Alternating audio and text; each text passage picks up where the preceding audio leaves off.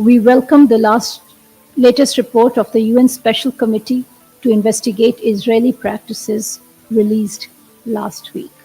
The report describes Israel's warfare practices in Gaza as acts of genocide and documents millions of civilian casualties and grievous conditions intentionally imposed on Palestinians. This week, Pakistan hosted a number of incoming delegations. A high-level parliamentary delegation from Spain's Senate Foreign Affairs Committee visited Pakistan from 13th to 19th of November. They held meetings with Speaker National Assembly Sardar Ayaz Sadiq, Governor Punjab Sardar Salim Haider Khan, Chief Minister Punjab Maryam Nawaz Sharif, Speaker Punjab Assembly Malik Muhammad Ahmed Khan, and Foreign Secretary Amna Baloch. In these meetings, the two sides discussed bilateral relations and agreed to promote trade, investment and tourism, and enhance cooperation in education, agriculture, renewable energy, climate change, disaster risk management, and pollution control. Noting the positive role of parliamentary engagement in bolstering bilateral relations and people-to-people contacts, the two sides committed to continue parliamentary exchanges and cooperation to further strengthen bilateral relations between the two countries. The UK Parliamentary Under Secretary of State Hamish Falconer visited Islamabad. In Islamabad, he held meetings with Deputy Prime Minister and Foreign Minister Senator Mohammad Ishaq Dar, the Minister for Interior Mohsen Naqvi, and Speaker National Assembly Sardar Ayaz Sadiq. The two sides discussed bilateral and regional issues of mutual interest and reaffirmed the importance of strong Pakistan-UK relations and enhanced cooperation in the fields of trade, investment, parliamentary engagement, and climate action. The second round of bilateral political consultations between Pakistan and Bosnia-Herzegovina was held on the 15th of November in Islamabad. The talks were co-chaired by Additional Foreign Secretary Europe Ambassador Shafkat Ali Khan and Secretary General of the Ministry of Foreign Affairs of Bosnia and Herzegovina, Ambassador Dilbarovic. The two sides discussed major regional and global developments and the different facets of bilateral relations. They reaffirmed their commitment to further develop and deepen political, trade, economic, social, and humanitarian relations. The third round of Pakistan-Kazakhstan bilateral political consultations was held on 19th of November in Islamabad. Additional Foreign Secretary Ambassador Ahmad Nadeem Varaich led the Pakistan side, while the Kazakh side was led by Deputy Minister for Foreign Affairs Ambassador Bakayev.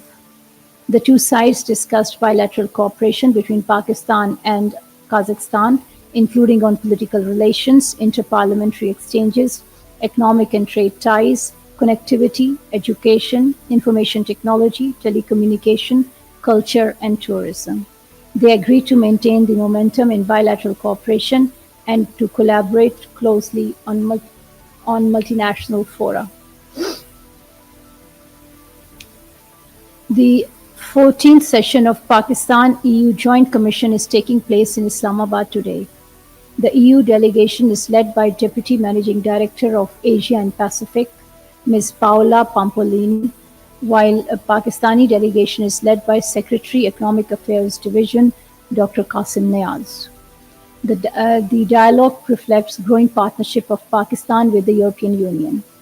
These annual meetings provide a valuable platform for both sides to engage in meaningful discussions and foster mutual understanding on key areas of bilateral cooperation. We welcome the latest report of the UN Special Committee to investigate Israeli practices released last week. The report describes Israel's warfare practices in Gaza as acts of genocide and documents millions of civilian casualties and grievous conditions intentionally imposed on Palestinians. Pakistan welcomes the committee's condemnation of the ongoing smear campaign and attacks against UNRWA and the United Nations, and supports its call on all member states to uphold their legal obligations to prevent and stop Israeli violations of international law and holding it accountable.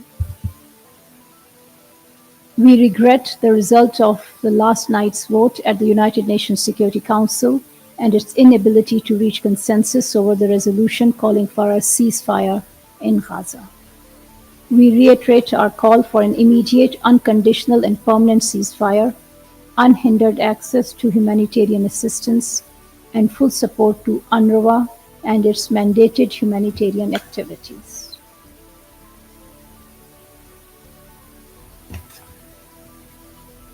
As we observe the World Children's Day this week, we shall not forget the plight of the Kashmiri children who continue to live in an environment of fear and intimidation as a result of ongoing Indian atrocities in the Indian illegally occupied Jammu and Kashmir.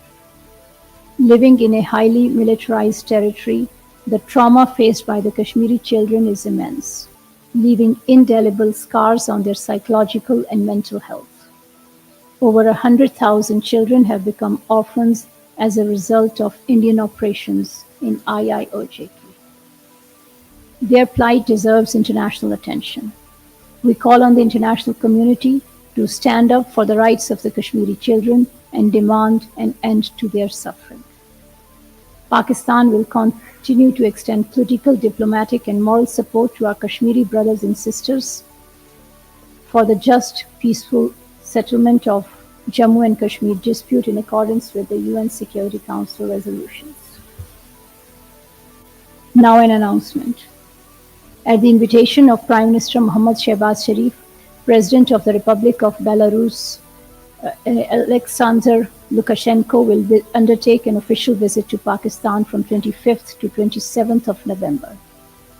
President Lukashenko will hold extensive talks with Prime Minister Mohammad Shehbaz Sharif and discuss areas of bilateral cooperation. Several agreements and MOUs will also be discussed during the visit. I thank you.